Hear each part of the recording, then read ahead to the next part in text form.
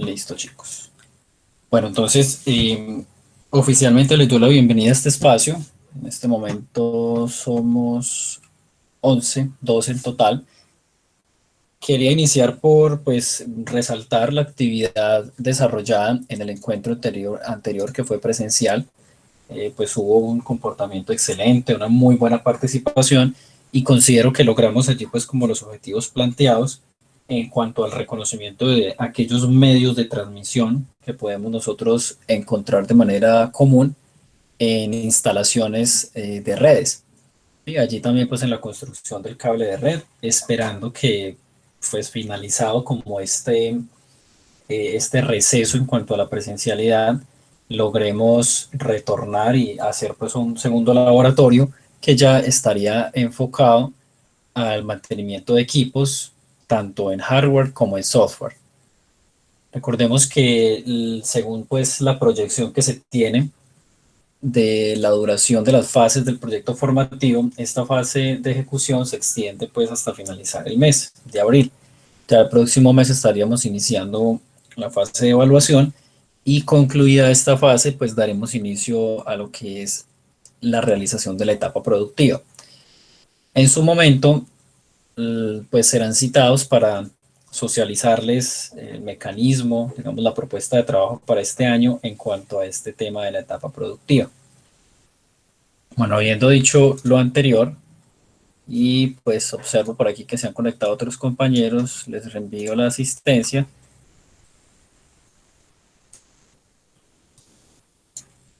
Y vamos a dar inicio con este encuentro.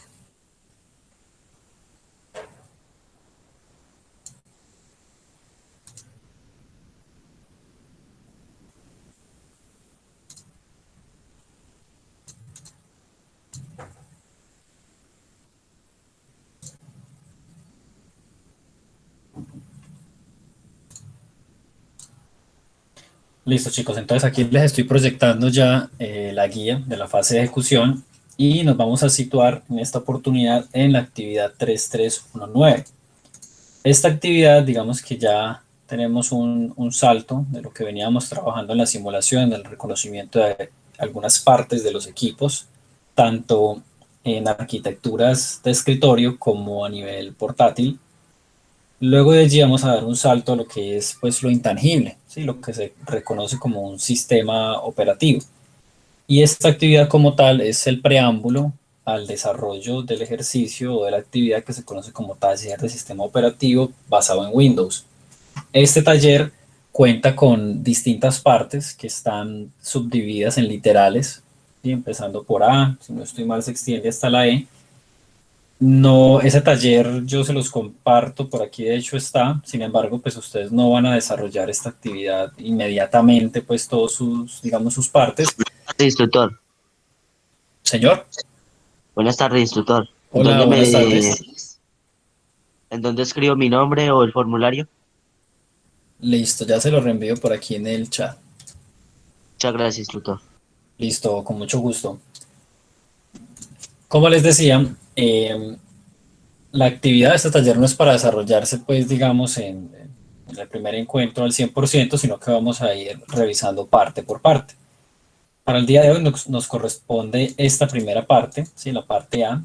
Les decía que es un preámbulo, es una revisión como a esos conceptos esenciales que tienen que ver con el trabajo de un sistema operativo. Y para eso vamos a recorrer la siguiente presentación. Entonces les decía, taller sistema operativo, actividad 3319 de la fase de ejecución. Iniciamos este recorrido con una interrogante principal y es ¿qué es un sistema operativo?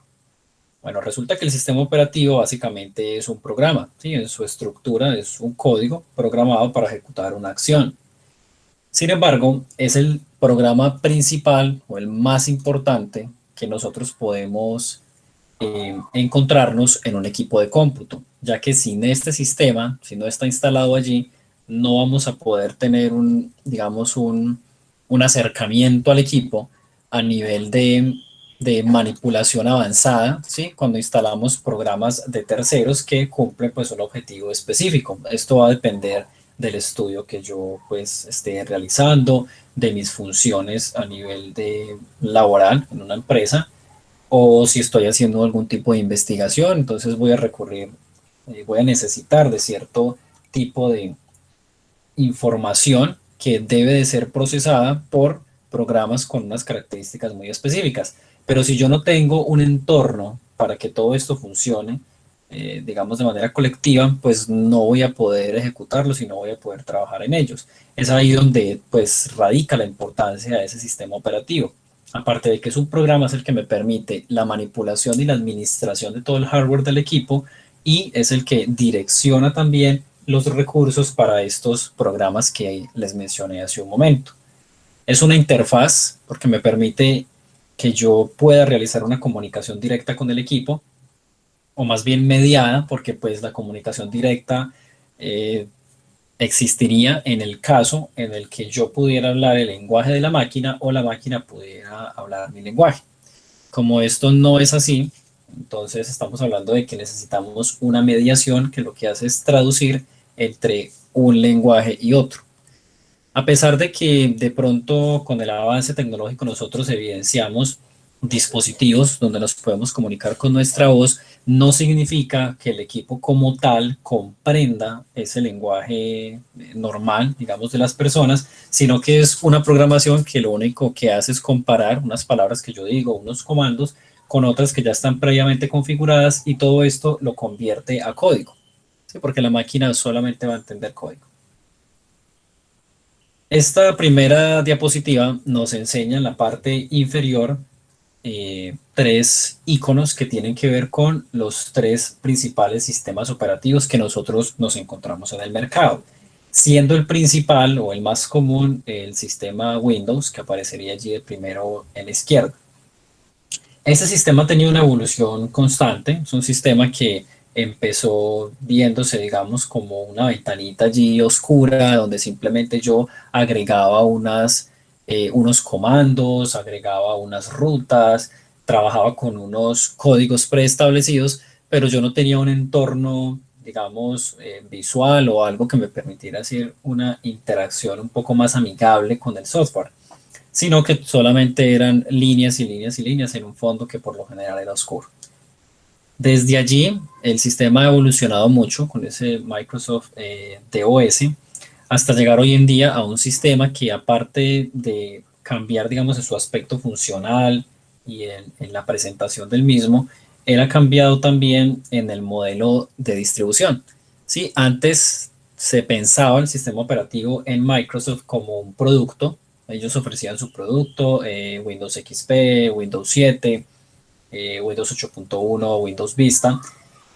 Y pues digamos que cada una de estas versiones representaba uno de sus productos. Luego de esto, al finalizar por allá, digamos, la revisión, las actualizaciones y las mejoras a este sistema Windows 8.1, nace Windows 10. Sin embargo, allí tenemos ese cambio interesante porque ya dejan de concebir el sistema operativo Windows como un producto y pasa a ser más bien un servicio.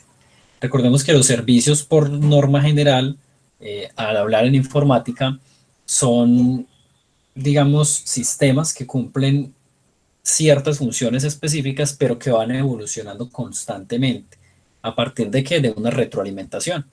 Entonces, una cantidad de usuarios utiliza un sistema operativo y allí se van evidenciando algunas necesidades para grupos específicos de personas que lo usen, y adicional, pues parches de seguridad, que esto sí es normal, ¿sí? Porque sabemos que el Internet siempre está expuesto a cualquier tipo de ataques, ya sea a los usuarios, ya sea de manera física, ya sea de manera lógica, pero pues siempre vamos a estar allí como en un latente riesgo. Habiendo dicho esto, entonces Windows por allá, Windows 10 en el 2015 fue lanzado, su primera versión, como un servicio que ha ido evolucionando, ¿sí? Porque si nosotros comparamos esos cambios que antes surgían en los sistemas operativos, a esta fecha podríamos estar hablando que si continuara ese mismo modelo, ya tendríamos un Windows 11, por ejemplo. Pero al hacer, digamos, ese cambio se centró en que no vamos a cambiar de producto, de nombre, no vamos a registrar otra marca cada vez que vamos a sacar un producto, sino que lo único que hacemos es brindarle al cliente unas versiones mejoradas.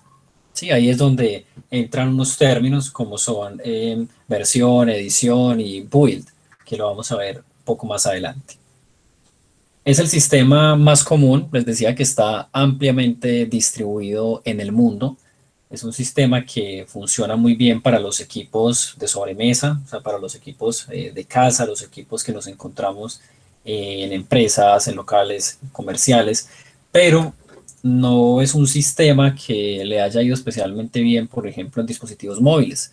Sí, porque antes de esto hubo un Windows Phone, antes de Android y todo esto, como que el boom de los dispositivos móviles, ellos tenían ese sistema, Windows Phone, que nunca acabó como de convencer en el mercado porque lo que hicieron fue una adaptación de lo que yo me encuentro en un computador de escritorio y lo trataron de llevar al móvil. Sin embargo, allí esto no se realizó de una manera tan eficaz y terminó generando rechazo, digamos, a la población que lo utilizaba. Porque si yo estoy en un teléfono celular, yo quiero que trabaje de una manera diferente. Si yo no quiero que trabaje de la misma manera que lo que yo puedo encontrar en un computador normal, porque yo en un celular no tengo ni teclado, ni tengo mouse, ni tengo otro tipo de dispositivo de apoyo que me funcione, digamos, en esa mediación o en esa comunicación con el teléfono móvil. Sí, se trata de simplificar procesos y no generar traumatismos en el uso del mismo.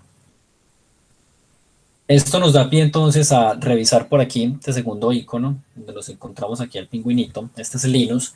Este sistema Linux no es común que yo lo vea por allí en equipos, digamos en sitios comerciales. Sin embargo, este sistema se utiliza mucho, sobre todo en algo que se conoce como el backend. Sí, es toda la programación que está detrás de los usos cotidianos que yo le doy a aplicaciones, a WhatsApp, Messenger, Instagram, juegos en el celular, juegos en el computador, consolas. Todo eso tiene que estar soportado por algo que se llama los servidores, ¿sí? Y los servidores hay de distintos tipos. Puede ser un servidor que solamente almacene información, otro servidor que se encargue de filtrar el tráfico de la red, entonces solicitudes de, digamos, de un videojuego, entonces se va a conectar a jugar con una persona que está en China. Sí, hay un servidor de por medio donde se va a encontrar esas comunicaciones y es el que va a hacer esa gestión de poder enlazar cada una de esas partidas, por ejemplo. Esos sistemas normalmente trabajan con Linux, los que son o los que están ubicados en las mismas empresas, porque cuando ya nos hablamos de trasladar todo esto a la nube, desde allí sí que contamos también con soluciones que tienen que ver con Windows, pero que ya se ofrecen con un modelo diferente, porque ya es como tal la empresa de Microsoft que se encarga de responder a esas peticiones desde sus propios servidores, pero la manipulación, en este caso, por ejemplo, el técnico en sistemas o el administrador de la red es más bien escasa, ¿sí? Toda la manipulación se hace desde los centros de datos de la propia marca. Y eso ya sería una suscripción, pero normalmente las empresas cuentan con servidores propios, ¿sí? Servidores pequeños que les funciona para gestionar toda la información de su oficina o de o de un grupo de oficinas, por ejemplo. No solamente, digamos, llegamos o este sistema llega hasta ese punto. De hecho, Linux también es muy común encontrarlos en algunas dependencias o áreas de las empresas donde no es tan necesario el uso, por ejemplo, de software ofimático, ¿sí? Como Word, PowerPoint, Excel, entre otros, sino que solamente se requiere el uso de unos programas específicos. Por poner uno de tantos ejemplos, el manejo del inventario. Esto se ve mucho, sobre todo en la industria farmacológica, donde en estos centros de acopio, donde están los medicamentos, pues para manejar el inventario, se utiliza un sistema basado en Linux.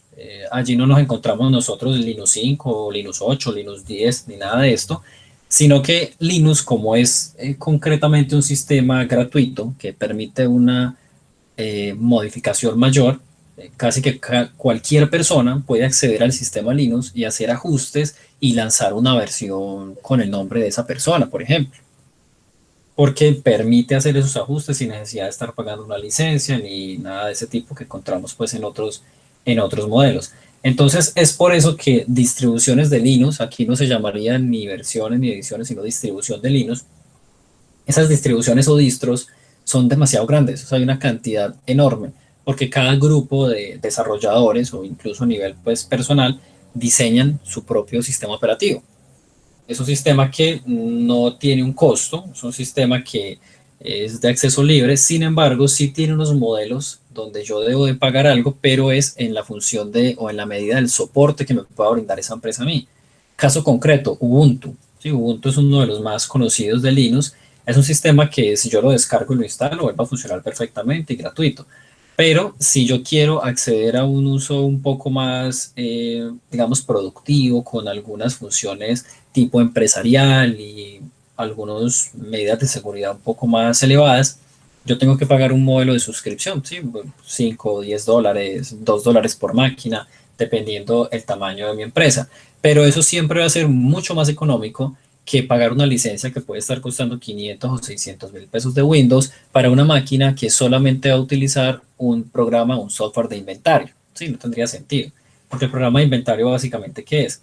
No es tan amigable con el usuario, o sea, no es algo tan gráfico. Realmente también es una línea allí de códigos que introduzca el valor de tal producto, o sea, su código de barras. Entonces lo ubica, dice, listo, tiene 100, salieron 20 ahorita en la última compra, quedan tantos. Sí, básicamente es eso. Simplemente es un sistema actualizado de inventario donde no se requiere ni una potencia enorme ni unas características avanzadas para el manejo del equipo. ¿Dónde también podemos encontrar este sistema Linux? Bueno, pues en el 99% de los dispositivos móviles que hay en el mercado, porque estos dispositivos que funcionan con Android parten de un núcleo de Linux. De hecho, Android es como un ajuste, una modificación, es una de esas distribuciones de Linux, pero aplicada a sistemas, en este caso, móviles. Sin embargo, pues ustedes saben que Android es, digamos, de propiedad de Google. No es que Google lo haya inventado, sino que es una de sus adquisiciones en su modelo, digamos, de empresas. Cada empresa pues tiene como sus dependencias y allí Android se integra a Google, pero pues no es que sea un invento directo de Google, ni tampoco es que el código se haya hecho desde cero, sino que parte desde un núcleo que funciona con Linux. Les decía que como el 99% de los dispositivos, porque aquí, digamos, entramos al tercer escenario, donde estamos hablando de Mac OS y iOS también para los sistemas móviles de la marca Apple. Resulta que también ese sistema está basado en Linux, ¿sí? Su núcleo principal es una construcción, digamos, es una evolución de un sistema Linux de código abierto, donde simplemente hacen ajustes, diseñan unas interacciones específicas que solamente funcionan con la marca de ellos y ahí sí ellos lanzan un modelo de licenciamiento. Sí, establecen que esos sistemas solamente se van a utilizar en dispositivos tipo, pues dispositivos de la marca Apple, por licenciamiento, ¿no? No quiere decir que yo no pueda instalarlo porque de hecho hay mecanismos para instalar esos sistemas en otros dispositivos. Este sistema es muy particular, digamos que es el más sofisticado en cuanto a la interacción de dispositivos, porque como partimos de un mismo sistema operativo, tanto para el iPhone, iPod, iPad, los Mac, o sea, todo funciona bajo un mismo sistema, es muy sencillo poder integrar aplicaciones entre ellos, poder consultar información que está en uno u otro, si todo está bajo un usuario, que en este caso pues es el Apple ID.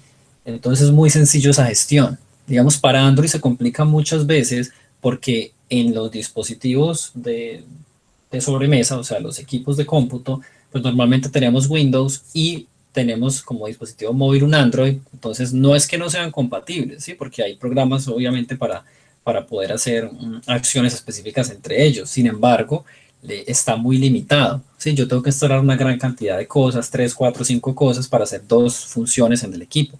¿Sí?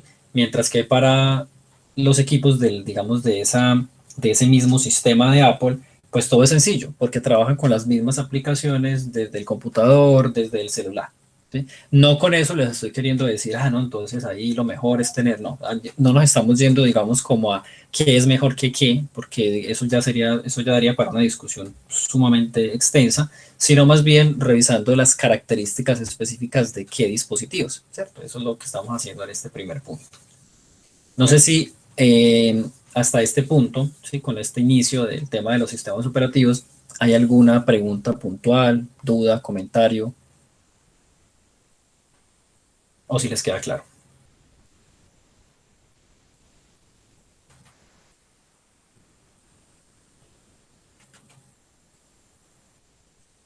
Chicos, no hay dudas, ni preguntas, ni comentarios, y tampoco les quedó claro, eso ya me confundieron. Bueno, al azar.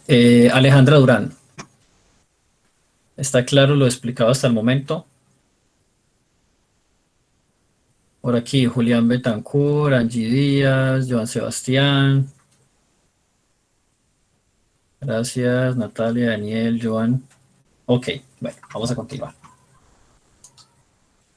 Listo, entonces ahora pasamos a algo que se denomina requisitos para la instalación del sistema. Ok, Daniel, gracias.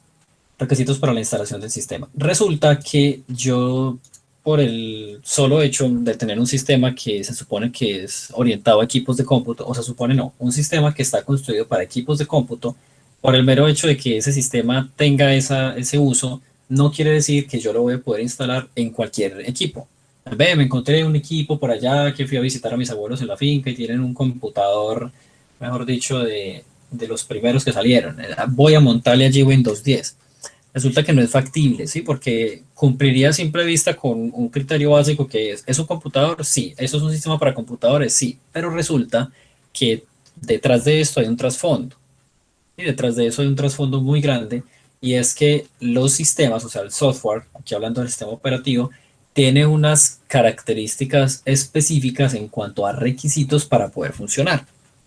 Y más un sistema Windows 10 que es pues nuevo, sí, relativamente nuevo, entre comillas, porque como les decía, fue lanzado en el 2015.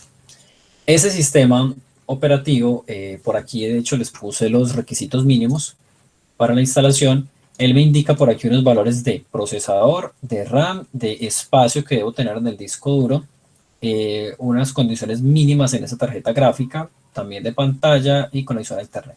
Vamos a revisarlas por aquí una a una. El procesador me indica que debe tener por lo menos una velocidad de 1 GHz o más rápido. ¿Qué quiere decir eso? Básicamente el procesador está definido por la cantidad de tareas que puede hacer por unidad de tiempo, ¿sí? Entre este valor sea más grande, quiere decir que el procesador va a poder trabajar con cargas de trabajo mucho mayores. No significa que, entonces es 1 GB, entonces es malo. No, simplemente significa que no puede trabajar con una gran cantidad de tareas al tiempo. ¿Sí? No puedo yo estar allí contento de por aquí voy a poner Spotify, Deezer, por aquí estoy cargando, descargando un capítulo de una serie en Netflix y estoy haciendo por aquí la tarea y bueno, entonces el equipo se empieza a sobrecargar y por eso es que empieza a tener una reacción tan lenta, ¿sí? Debido a que el procesador tiene que estar dando respuesta a peticiones de distintos programas. Y básicamente se trata de eso.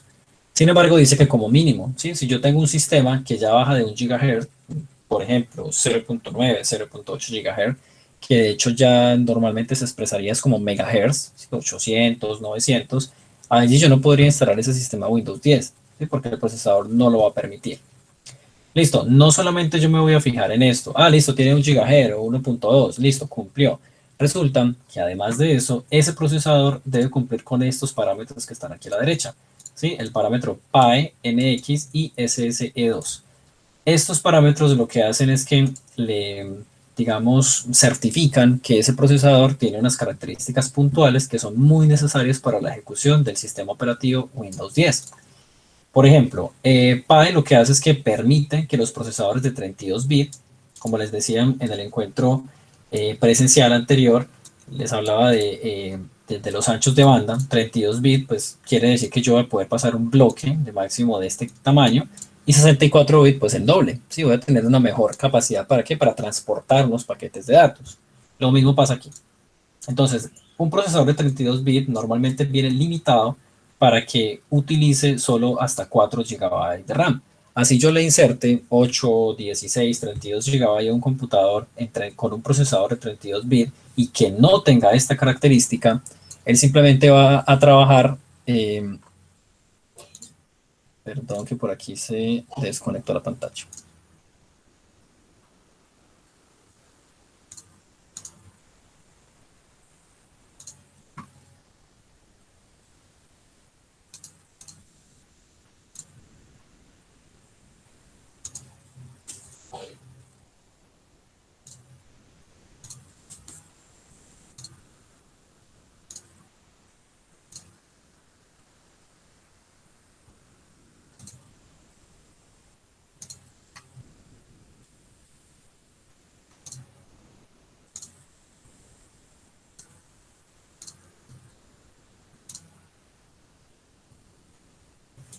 Listo, me confirman ahí si logran verla.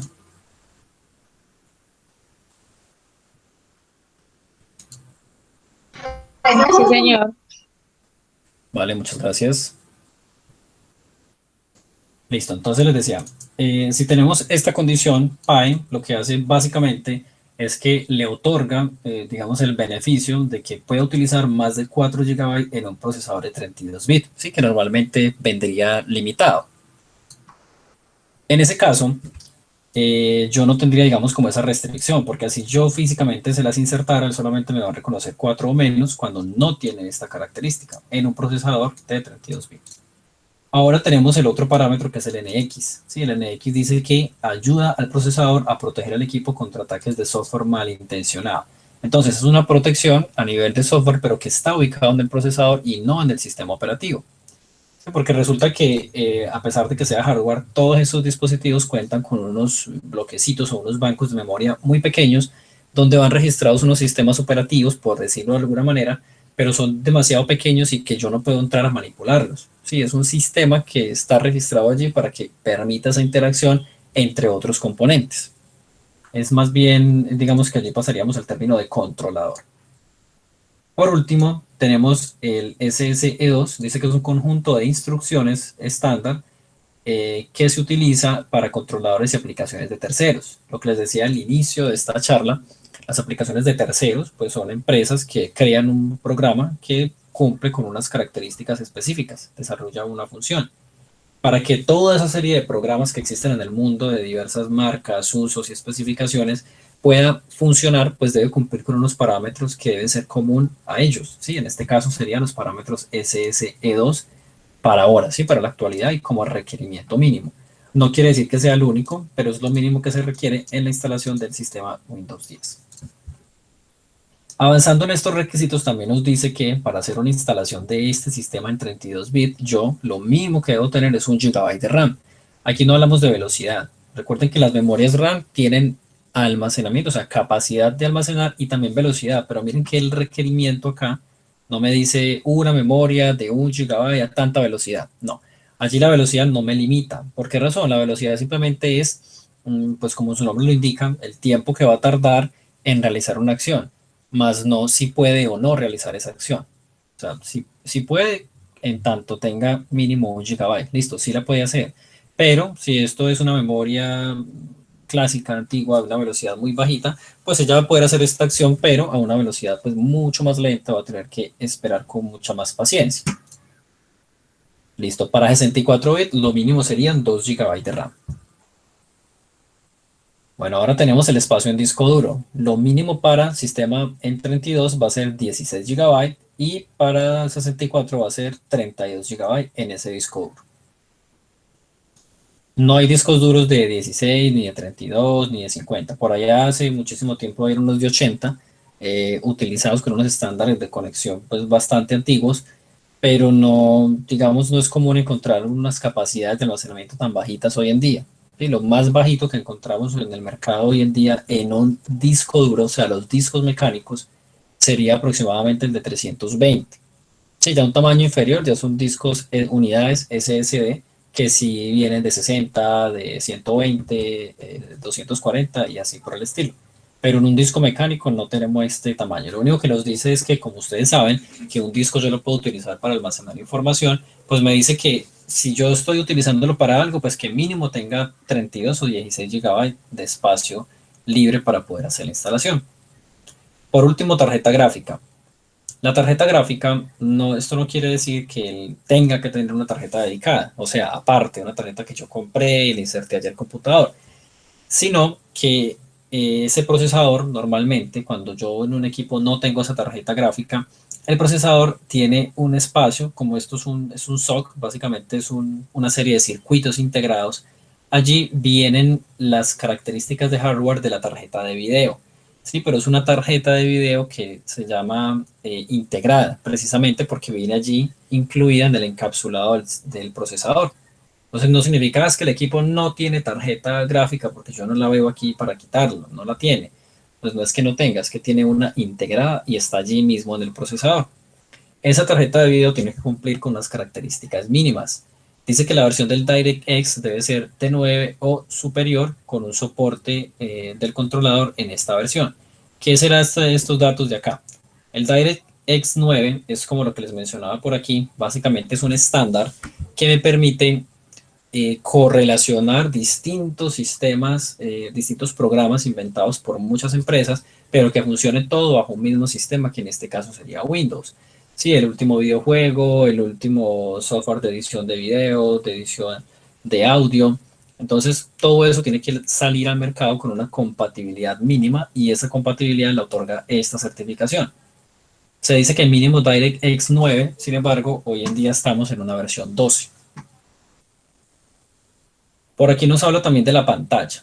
Dice que la pantalla tiene que tener como mínimo una resolución de 800 por 600. Estos son píxeles, ¿sí? 800 líneas de píxeles en horizontal y 600 líneas en vertical.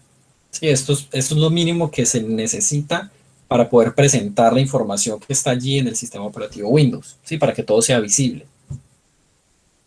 Conexión a Internet. Si yo voy a hacer una instalación, no es, digamos, obligación que yo tenga una conexión a Internet, porque yo puedo hacer una instalación offline, ¿sí? Sin contar con conexión a Internet. Paso mi sistema al medio de instalación, que puede ser una USB, puede ser un disco, lo inserto en el equipo y procedo a instalar. ¿Qué es lo que va a pasar al final? No voy a poder actualizar. ¿Por qué razón? Porque pues no cuento con internet y las actualizaciones se descargan en tiempo real. Si las actualizaciones no están allí, esta es la actualización del año 2019 y luego las 2020. No, las actualizaciones son lanzadas cada mes, sobre todo por el tema de seguridad. Sí, siempre, digamos de manera constante, hay grupos que se encargan de hacer ataques informáticos para acceder a información sensible del usuario, ¿sí? De fotografías, videos, algún documento, contraseñas de aplicaciones, contraseñas de acceso a correos electrónicos, incluso información bancaria. Entonces siempre están allí constantemente diseñando trucos y estrategias de cómo llegar allí al usuario y poder extraer esa información del computador.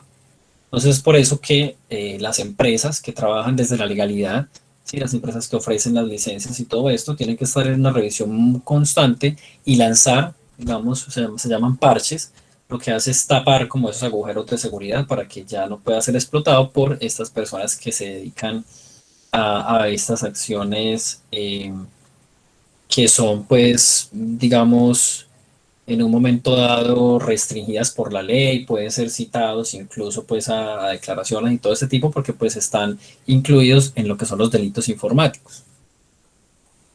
Listo. Y por aquí nos pone una nota. Dice que si yo voy a hacer actualización, esto no es instalación desde cero, sino que voy a pasar de un sistema de Windows 7 o Windows 8.1 hacia Windows 10, debo tener como mínimo las últimas actualizaciones de cada sistema, porque si no me va a dar un error.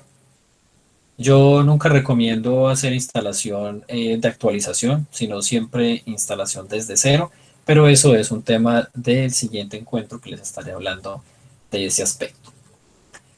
Bueno, pasamos los requisitos y nos vamos a ubicar en lo que serían las ediciones. Sí, recuerden que les había mencionado que hay dos términos. Uno es una versión del sistema operativo y otro es una edición del sistema operativo.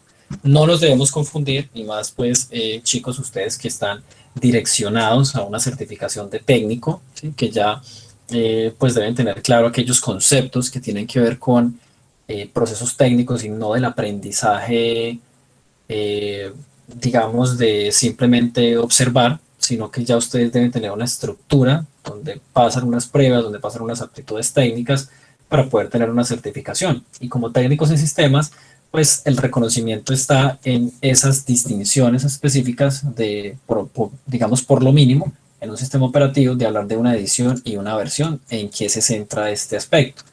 Bueno, resulta entonces que una edición de un sistema operativo es el mismo sistema, ¿sí? Así sean 10.000 ediciones, es el mismo sistema, pero va a tener más o menos cosas. ¿Y esto por qué? O digamos, ¿cuál sería la razón de tener una cantidad de sistemas que simplemente les quito o les pongo características? Y esto se traduce en el enfoque, ¿sí? Hacia quién va dirigido, quién es la población objetivo de esos sistemas. Aquí tenemos cuatro de las principales, no son las únicas ediciones que nos encontramos en Windows 10, pero son las principales.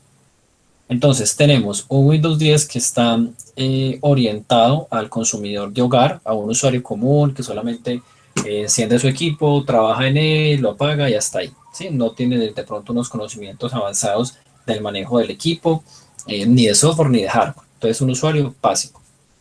Nos encontramos también con una edición Pro. Sí, aquí ya estamos hablando de que se empiezan a utilizar unas características más avanzadas. Y por lo general, pues las personas que hacen uso de este tipo de licencias es porque tienen conocimiento un poquito más allá y sí saben tener otras interacciones allí por medio del sistema operativo, que se salen como de lo básico. Tenemos Windows 10 Enterprise, está dirigido a las grandes organizaciones, empresas, bueno, de mediano y gran tamaño, pero ya hablamos de ese nivel de empresa, ¿sí? No de negocio. ¿Cuál es la diferencia?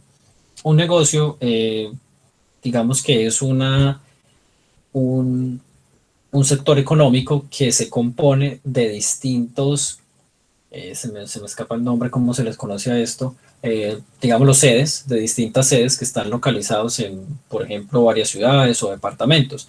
Pero cuando hablamos ya de una mediana y gran empresa, ya estamos hablando de una marca consolidada a nivel nacional e internacional. Entonces, que tiene presencia ya en diferentes países y su población o su equipo de trabajo es sumamente grande. Ya no estamos hablando de 10 equipos en una oficina, sino de 500 o 1000 equipos en un solo edificio donde trabaja la sede, donde es la, digamos, la sede de esa empresa.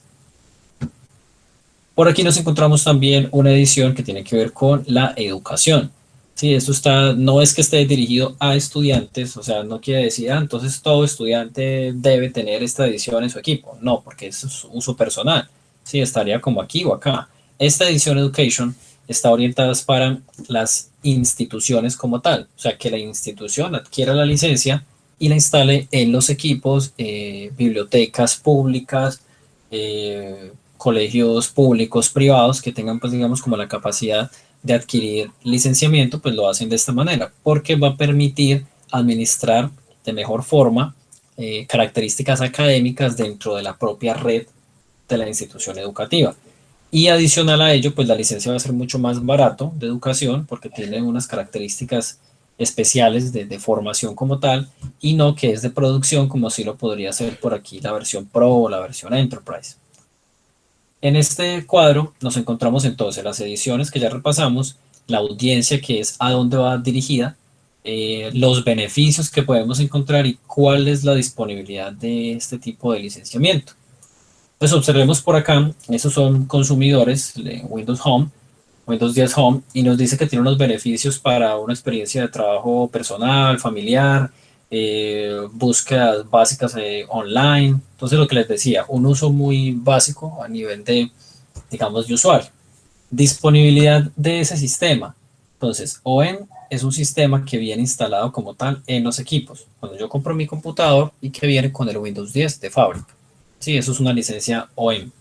Una licencia retail o una licencia ESD es una clave que venden en un mercado. O sea, que yo puedo comprar al costo, Jumbo, Metro, en cualquier entidad, pues aquí estoy hablando de grandes superficies, pero de hecho pueden ser algunos locales de tecnología que vendan este tipo de licencias. Sí, eso es como el vendedor, o sea, el que yo encuentro, pues por allí voy a comprar una licencia, entonces algo más comercial. Y por aquí es la única, bueno, estas dos primeras tienen la opción que dice Free Upgrade.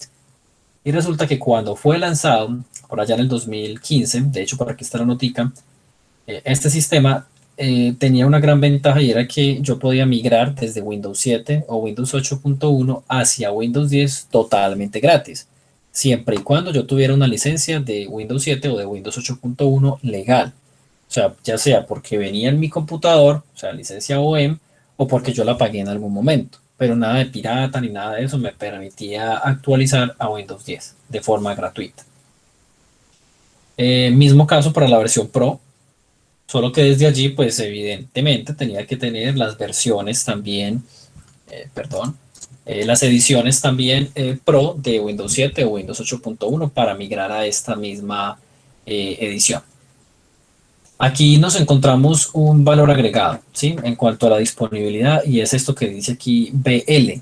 Resulta que esta VL, esto está en inglés, es Volume Licensing, licenciamiento por volumen y está otorgado a negocios, empresas y aquí pues instituciones educativas, que si lo vemos desde otro aspecto, las instituciones son empresas, solo que tienen una función que es académica.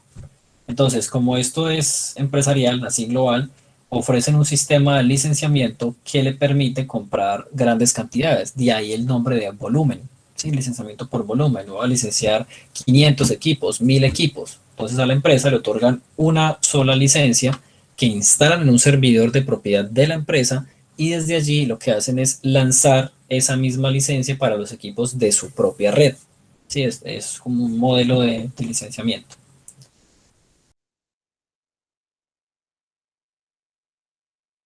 Ese modelo de licenciamiento no es, digamos, asequible de una manera ordinaria por cualquier usuario. Pues yo no puedo ir a uno de estos almacenes y, bueno, se necesito una suscripción de licenciamiento por volumen de 500 equipos. No se consigue así, sino que es directamente con los proveedores que están orientados a, digamos, a suplir las necesidades del sector productivo. Entonces yo tendría que contactar un proveedor de servicios.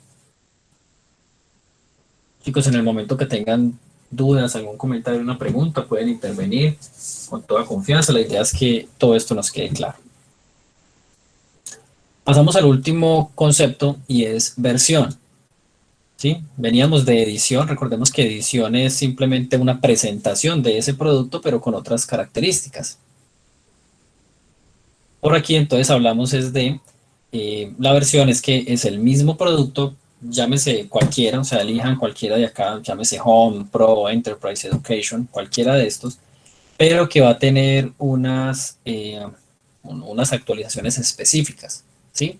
Incluso también incorporación de características, porque en cada versión que se va lanzando, lo que hacen es revisar el comportamiento que ha tenido dicho sistema operativo en el mercado y de pronto qué necesidades van surgiendo, pues con los ritmos de evolución del nivel de la tecnología.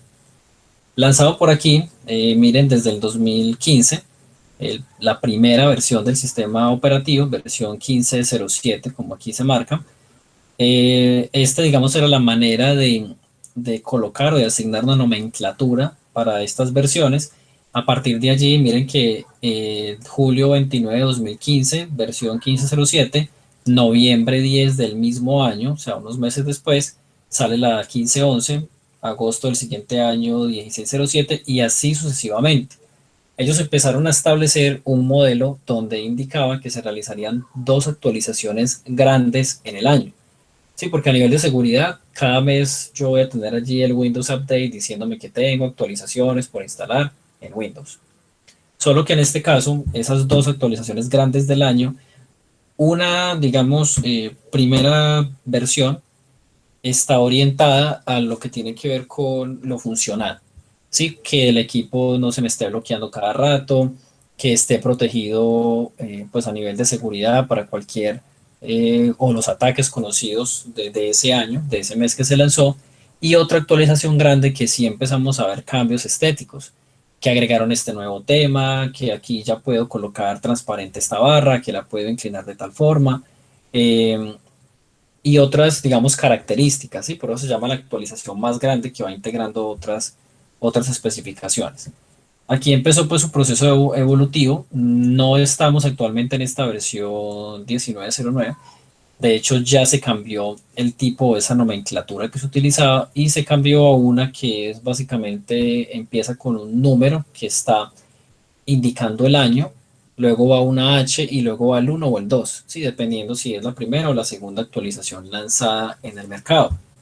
Para ustedes revisar esa edición y la versión que tengan de sistema operativo, Windows 10, pues funciona para cualquier Windows, pero específicamente aquí hablando de Windows 10, nos vamos a ir a presionar la tecla Windows más R, sale por aquí el menú de ejecutar y van a escribir WinVer, o sea, WinVer. Y nos va a salir una pequeña ventanita. Me dice que tengo Windows 10, sistema operativo Windows 10 Pro. Esta vendría a ser la edición. Y me dice que tengo una versión 20H2. Esta es una actualización lanzada. Esta es la última actualización lanzada para el año 2020. Ahorita, finalizando este mes, iniciando el próximo, liberan la actualización 21H1. Sí, es una actualización que ya viene con otras características. No quiere decir que yo iba a pagar por cada actualización. Si yo empecé desde aquí y pagué, un ejemplo, 500.000 pesos por la licencia, yo puedo seguir utilizándola todos los años que quiera y se me va a seguir actualizando.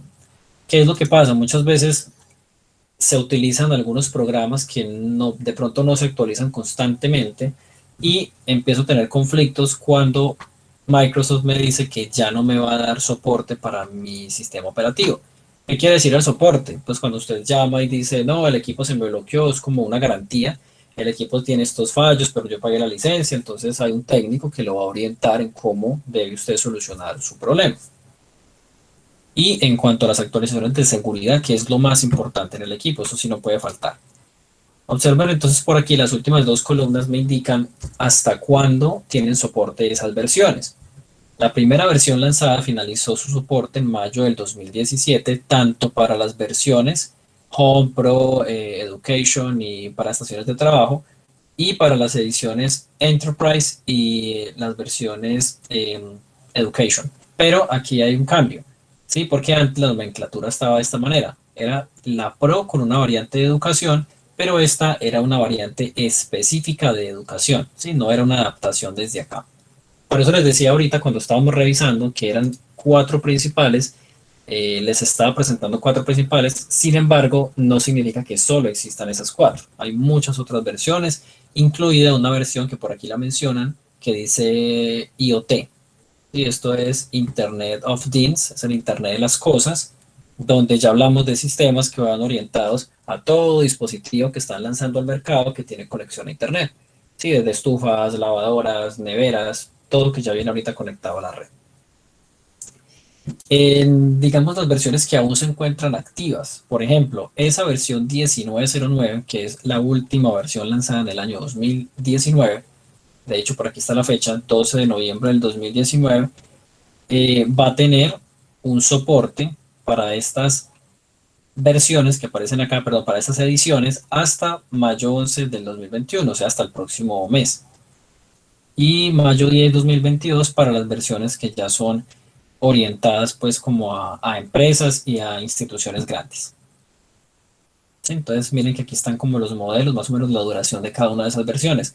¿Por qué lo hacen? Porque es muy difícil para una compañía estar teniendo una constante actualización de su sistema y que tenga que, digamos, soportar, o sea, tenga que estar en contacto con usuarios con una cantidad de versiones y es muy difícil decir, entonces este grupo de trabajo se va a dedicar a esta versión, este grupo a esta. Estaríamos hablando que la empresa por cada versión que lance tendría que contratar una cantidad de gente que se dedique solo a esa parte. Y es, digamos, económicamente no sería viable para las empresas. Lo que hacen es dejar de dar soporte a esto y dedicar a todo su personal a que brinde soporte a dos o tres al mismo tiempo. Bueno, chicos, llegamos al final de este, pues del recorrido, de este, digamos, preámbulo de la ejecución del taller de sistema operativo. No sé si hay preguntas hasta este punto.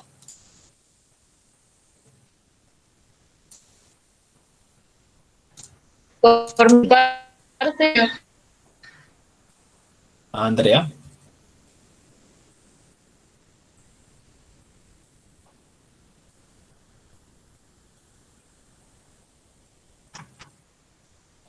Andrea dijo algo porque pues no la escuché.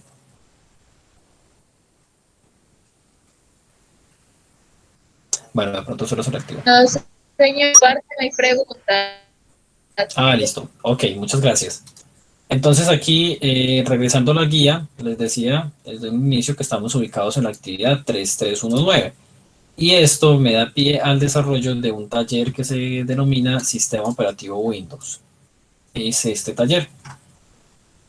A ustedes les queda como tarea responder estos, digamos, planteamientos, estos 6 puntos del literal A. ¿Sí? No vamos a pasar por aquí al B, ni al C, ni nada de esto, solo el A. Nos pregunta, por ejemplo, ¿a qué proceso se le conoce con el nombre de formatear? En la guía hay un libro muy interesante que está disponible en la biblioteca Sena que se conoce como Instalación y configuración de sistemas operativos. Es un recurso muy didáctico y muy interesante que ustedes pueden acceder desde el sistema de bibliotecas. Recuerden que la contraseña, el usuario y la contraseña para entrar a la biblioteca Sena virtual es su documento de identidad, tanto para usuario como para contraseña. En el buscador ustedes simplemente colocan instalación y configuración de sistemas operativos y van a encontrar un libro muy interesante, muy dinámico, con unas orientaciones específicas a esto, a instalar y configurar sistemas. Tenemos por acá entonces el siguiente punto: ¿qué medios puedo utilizar para instalar un sistema operativo? Sí, esto ya es a manera de consulta. Yo puedo utilizar los medios tradicionales, que eran dispositivos, unidades ópticas, CD, DVD, Blu-ray. Ahorita puedo hacer instalaciones con memorias SD, con USB, con discos duros externos. Cualquier medio de almacenamiento prácticamente me sirve para realizar esta instalación del sistema. Mencione 3 requisitos técnicos que debe tener en cuenta antes de instalar un sistema operativo. Sí, esto lo vimos aquí en esta formación. Diferencia entre versión y edición también. ¿Qué es una máquina virtual? Esto es consulta. Registre cada uno de los pasos para instalar un sistema operativo en una máquina virtual. Listo. Aquí les voy a hacer una aclaración. En este punto, eh, digamos que se centra en qué debo de hacer. O sea, dice que debo registrar unos pasos para instalar un sistema, pero básicamente es solamente lo teórico que hemos visto acá. Entonces, para instalar un sistema, ¿yo qué necesito hacer? Verificar las características mínimas de ese computador para ver si cumple esos requisitos de instalación del sistema operativo. Ah, listo, sí lo cumple. Es un computador que solamente puede trabajar con sistemas de 32 bits. Entonces voy a buscar el instalador del sistema a 32 bits. Listo, ese es el otro paso. ¿Cuál es el otro paso? Bueno, entonces necesito, eso se llama bootear, o necesito preparar el medio de instalación. Entonces ahí entra lo que ustedes consultan por aquí en el punto 2. Si lo voy a hacer mediante un CD, una memoria USB o un disco externo. ¿Sí? Procedo a hacer la instalación y aquí dicen una máquina virtual. ¿Sí? Nos dice pasos para instalar el sistema operativo en una máquina virtual. Entonces esto se une junto a la pregunta 5. ¿Sí? No es que ustedes vayan a hacer el proceso, chicos, ¿sí? Porque sí quiero sentar claridad en ese aspecto, porque algunos de otros grupos entonces me preguntaban, pero es que yo descargué aquí la máquina virtual y yo no sé eso cómo funciona y mire esa pregunta y usted no nos explicó. No, allí no van a hacer esta ejecución práctica, no, solo a nivel de teoría. ¿Qué necesito para instalarlo? Listo, la máquina virtual es un programa que yo instalo en mi computador y allí puedo registrar o modificar las características mínimas que debe tener para poder instalar mi sistema. ¿Sí? Reviso que cumpla esas características mínimas, preparo el sistema operativo en un CD, en un DVD, en una USB, en un disco externo y procedo allí con el asistente de instalación. Eso sería todo. Allí terminaría la actividad. Lo pueden hacer en el cuaderno, lo pueden hacer en cualquier procesador de texto, en WordPad, en Word, en LibreOffice, en OpenOffice, cualquiera de esos. Me lo envían, ya saben, ya sea por el WhatsApp o directamente al correo electrónico. ¿Hasta cuándo tendríamos plazo para presentar esa actividad? Hasta el próximo jueves 29. Sí, pues estamos aquí como haciendo fuerza para que ese 30 de abril, que sería el siguiente encuentro, logremos hacerlo de manera presencial como inicialmente ya estaba proyectado. Casualmente, pues hasta ese día se cumplen como los 10 días hábiles donde se levantaron toda digamos, el trabajo en alternancia. Entonces, esperar hasta esa fecha, a ver si la rectora nos autoriza para usar la institución educativa ese día y trabajar lo que sería el mantenimiento de los equipos de cómputo. Yo les estaría informando previamente entonces la decisión que allí se toma. Preguntas por aquí. La guía. Listo. Yo les voy a compartir que esta presentación, les voy a compartir este PDF, que es donde está el taller como tal. Y en la actividad, voy a dar esta imagen en la actividad, aquí ya está, digamos, especificado lo que es el libro que pueden utilizar ustedes a manera de consulta. No significa que solo lo puedan hacer de esa forma. Y yo les he venido diciendo desde el año anterior que ustedes pueden ubicar esa información puntual en cualquier lugar donde ustedes la localicen de internet, siempre y cuando ustedes, digamos, de manera consciente, deben validar que esa página pues me brinda a mí una garantía de la información que está allí, que eso sea real, que sea académico. Sí, Santiago, sí, les estaré enviando la parte esta de la actividad, esta presentación y el taller en PDF. Listo, chicos, no sé si tienen alguna pregunta, duda sobre la actividad que vamos a desarrollar o algún comentario. Este es el espacio.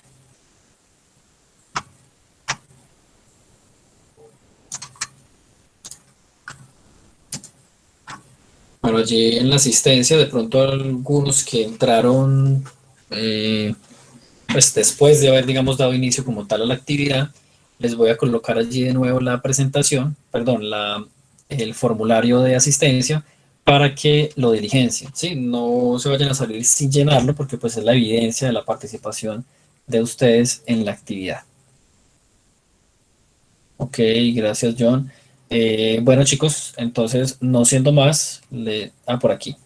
Pero si tengo una duda de Sofía Plus. Listo, sí. Pues de pronto, si la quiere mencionar por acá, pero yo tengo por aquí la grabación.